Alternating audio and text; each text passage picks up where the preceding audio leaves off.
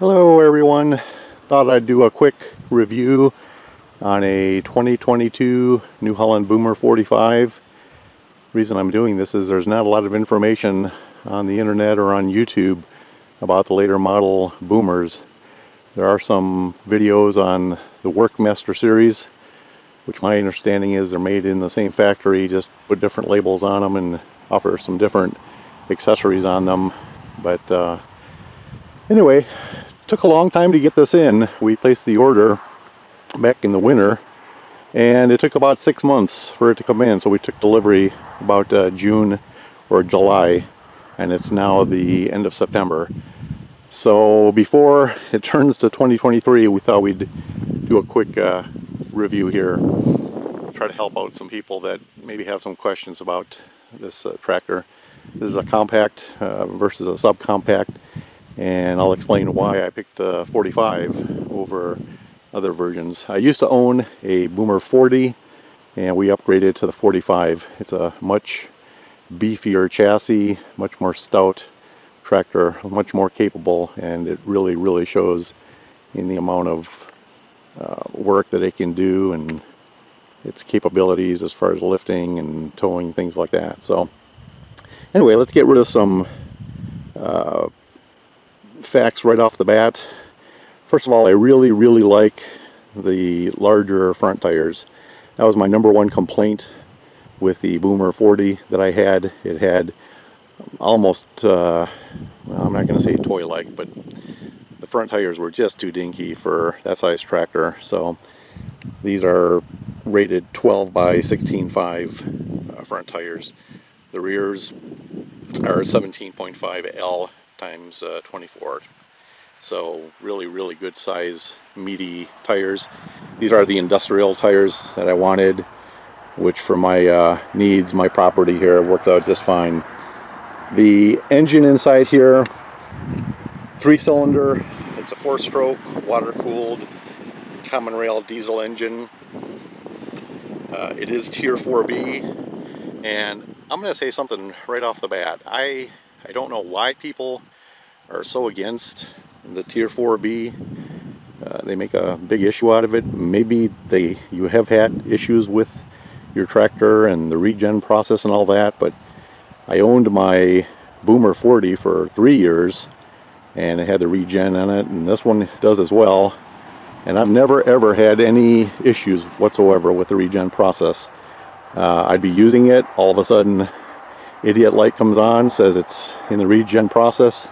I just make sure I kick up the RPM to a couple thousand RPM, and about 10 minutes later it's finished and you're good to go. It's an invisible process. It's never caused any issues. I've never had to slow down or stop what I'm doing.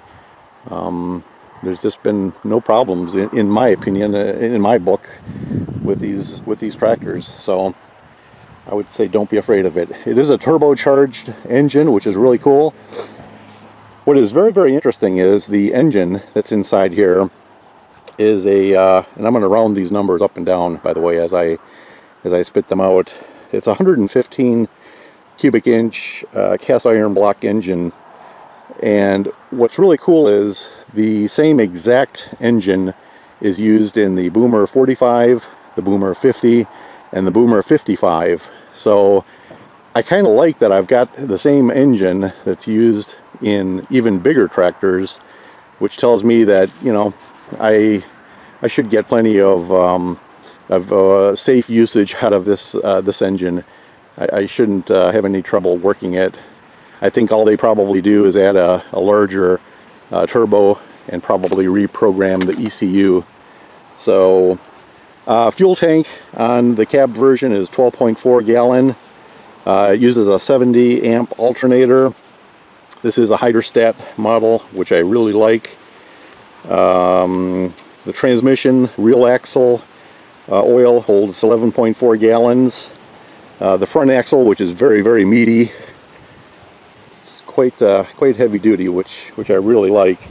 That holds 2.1 gallons. 2 separate hydraulic pumps, one for steering, and that's rated at 5 gallons per minute. And let's see. Oh, two PTOs, which is really cool on this this model. It's got the rear PTO and the mid PTO, which is an option. The 540 RPM rear PTO, you've got to run the engine at about 2400 RPM, and then the mid PTO turns at 2000 RPM, and that's you got to run the engine at about 2560 RPM. The hydro pump itself, or the transmission, and let's see, that's 8.2 gallon per minute flow. Relief valve is set for about 2400 psi on that. Let's see. One thing I noticed right off the bat, going from the 40 to the 45, was the amazing difference in the 3-point and the loader capacity. I'll get to the loader in a second. But the 3-point lift capacity is significantly higher.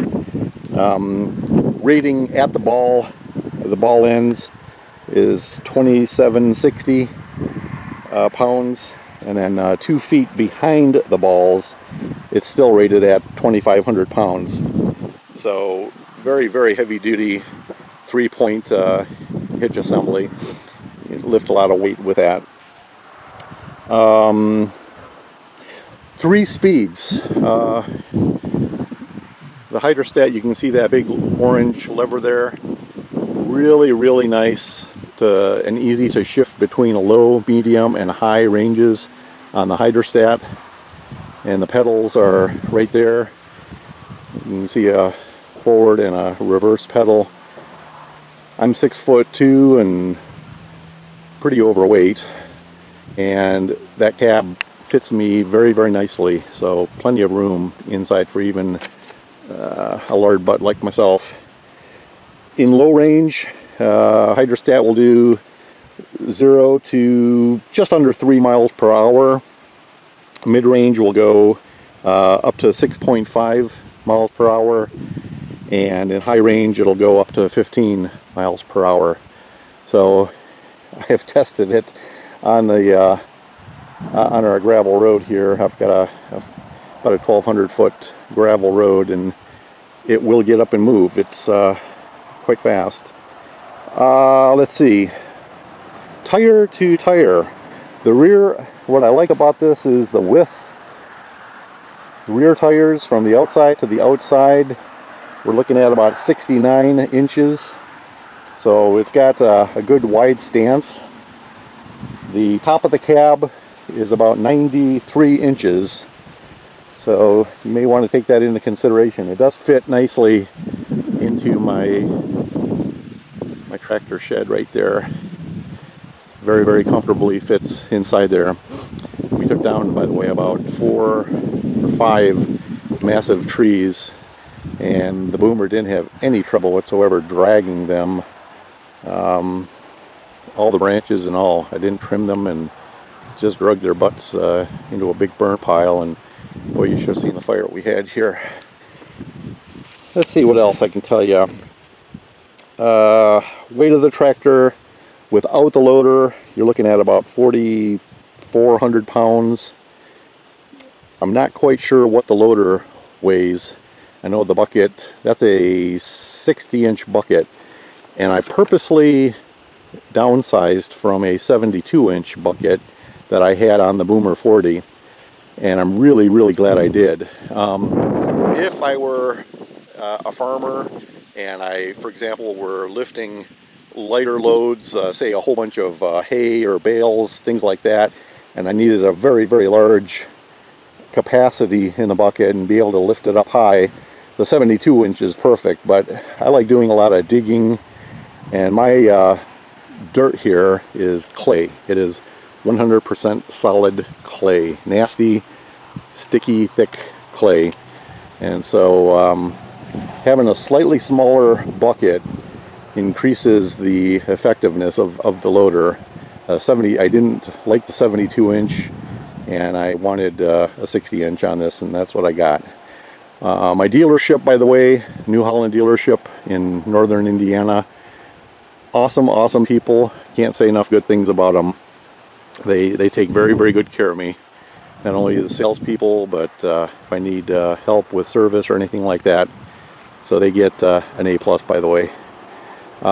It's a quick attach, a skid steer type, standard, so you don't have to worry about any kind of weird sizes or attachments or anything like that.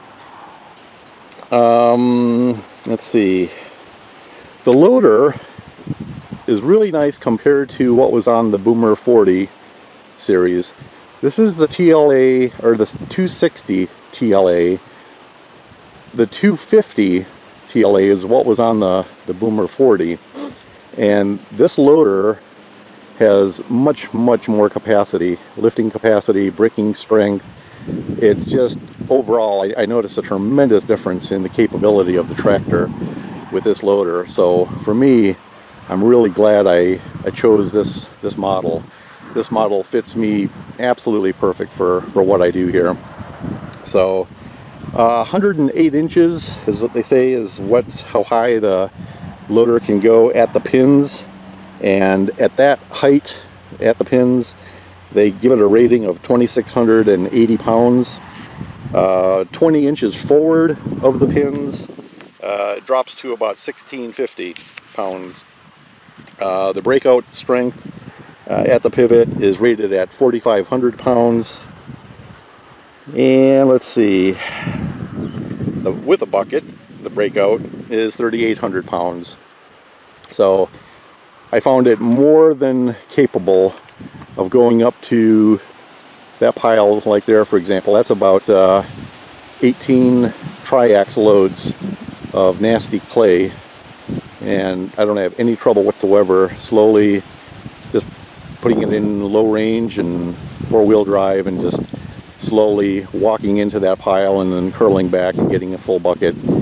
We've been using it to work on the pond, and over there is probably about 40 loads of more dirt. So we used to have tons and tons, and we had about 25 or 30 loads, triax loads here. I just cleared that out yesterday before we got a whole bunch of rain.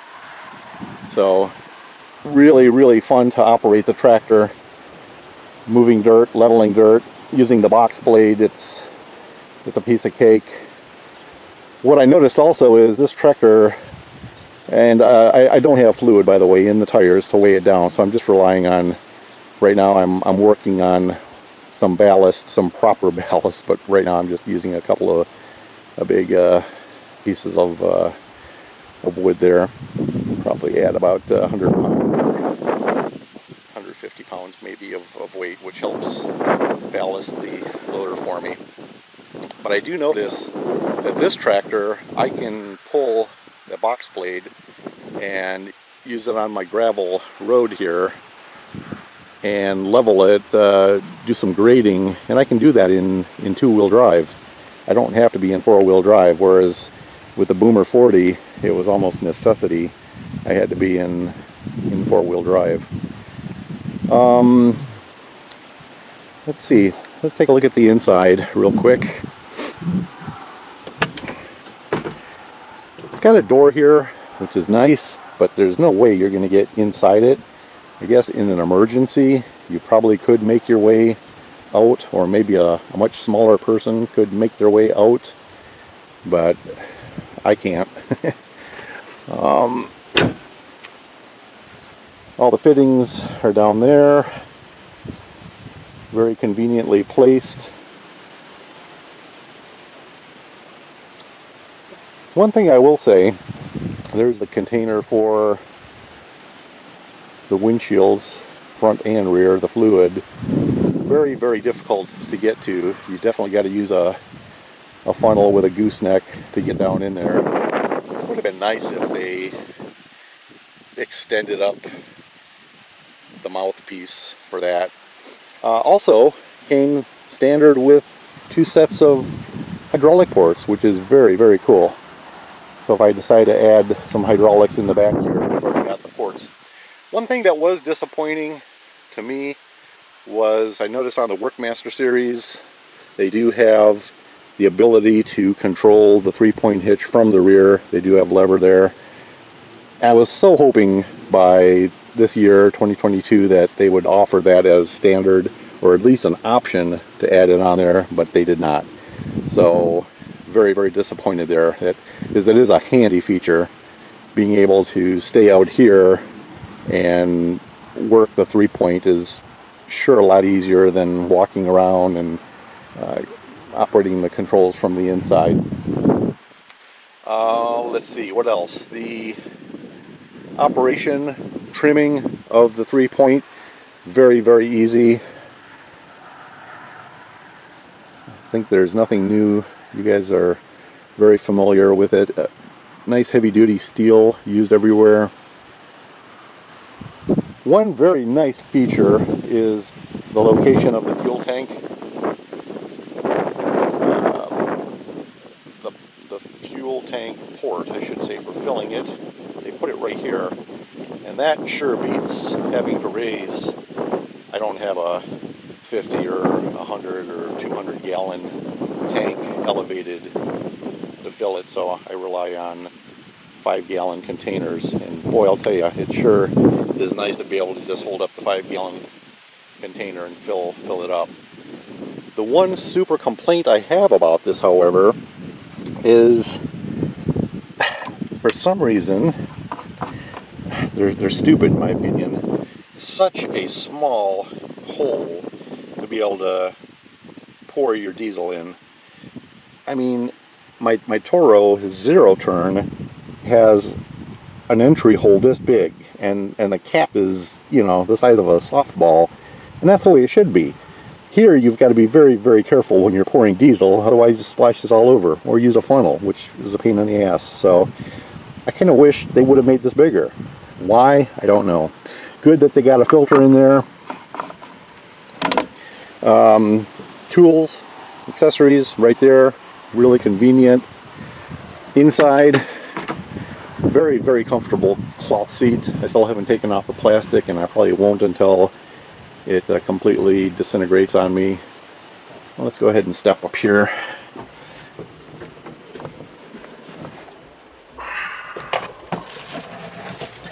Alright, here we go. So, got a rear view mirror. We've got a pull down shade, and that actually does come in very, very handy. There's times when I'm out here working and you just need to, there we go, push the button. Vents up here, there's 4 of them for defrost. We've got 2 additional vents here, we've got 2 vents here, and we got a whole bunch of vents back here. We've got our radio right there. The speakers are located here and here. I really like this radio. One of the features that's outstanding is I can put in a thumb drive and listen to my MP3, or I can just listen to the radio. But it also has the NOAA weather radio override on it, so if I'm out here and there's bad weather on the way, the NOAA weather radio kicks in, which is a very, very cool feature. This is one thing that I'd like to get a hold of the engineer or the management at New Holland that decided this, to put a light right here. This is the light for the interior of the cab, and this is absolutely idiotic. So what they should have done is mounted the light on the ceiling, and they should have made the light come on when the door is opened. Because imagine you're coming out at night, it's pitch black, you open up the door and you can't see nothing, and you know, good luck trying to find where to put the key in.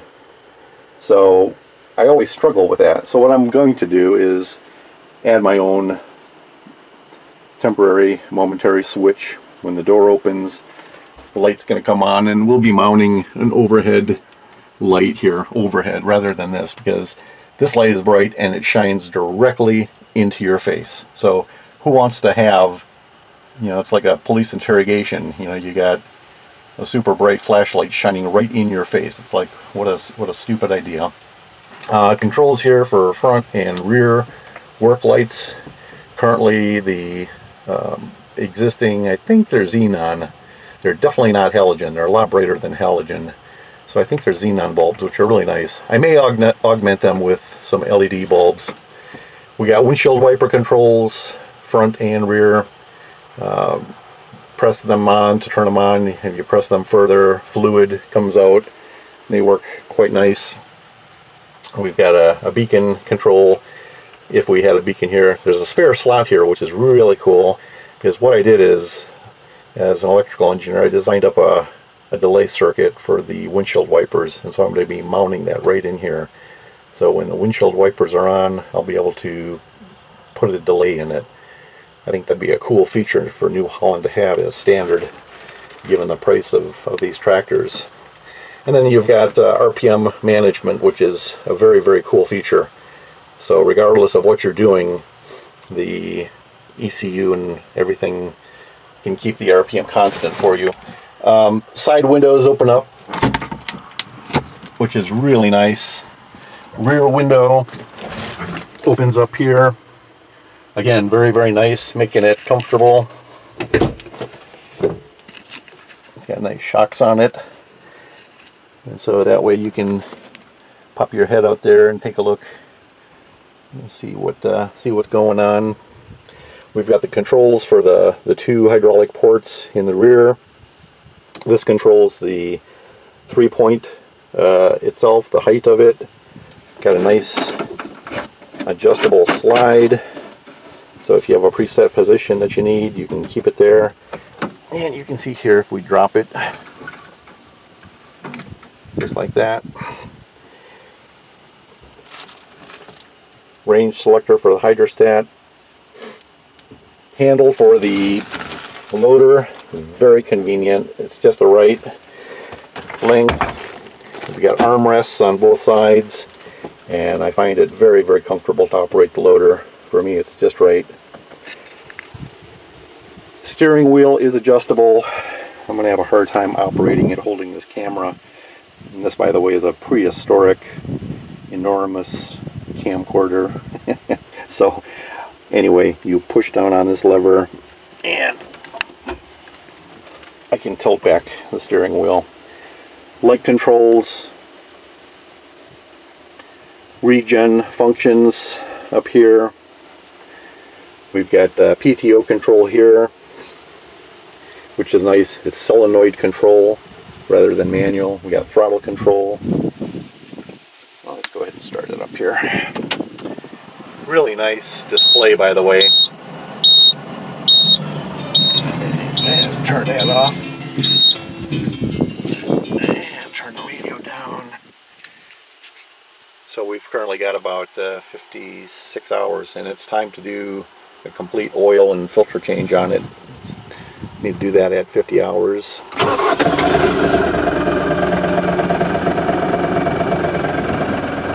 So when you do that, the hazard lights, it's kind of a nice feature. A backlit switch. We've got the horn. We've got the light switch. High beam and low beams. And then we've also got side lamps here. We got turn signals. You can see we got left turn or right turn. Adjustments under the seat for, depending on your weight, you can dial in how much cushion you want. Very, very neat. And then there's also an adjustment how fast you want the 3-point to drop.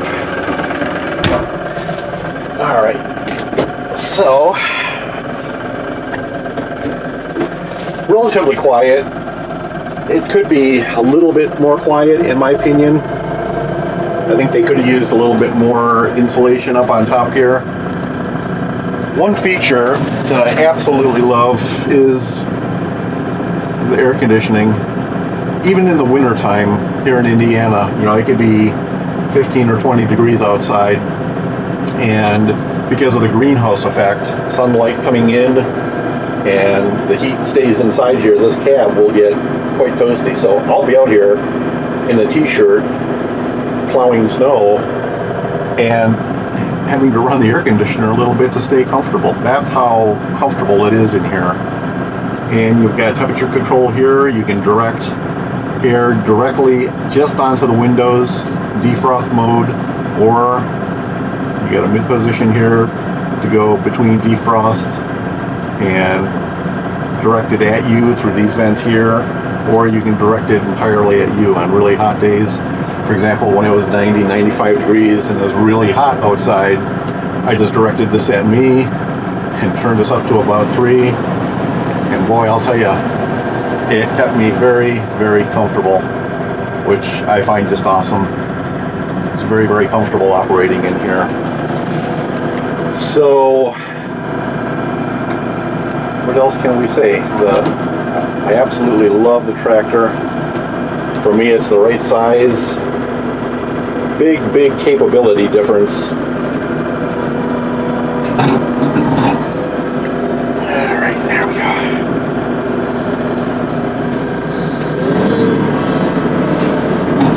And I was, like I said, moving a lot of dirt.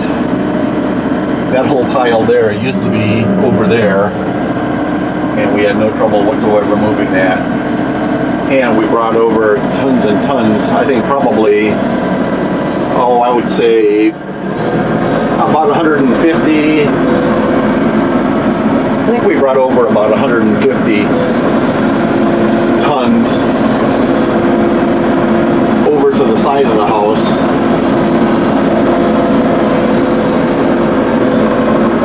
Let me put it in low gear so you can see. 2,000 RPM. That's about as fast as it goes. Make sure you come to a full stop. Pull that back.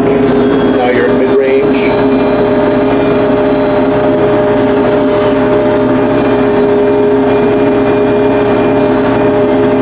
That's mid-range.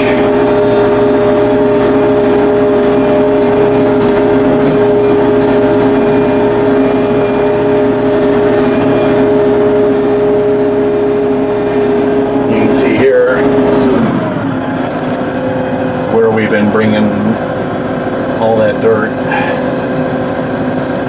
Must be the equivalent of at least 5 or 6 triax loads that I brought over. The house had a drastic drop off and then to level ground here, so I wanted to make this more gradual. And see, already it's getting warm in here, so we just turned the air on.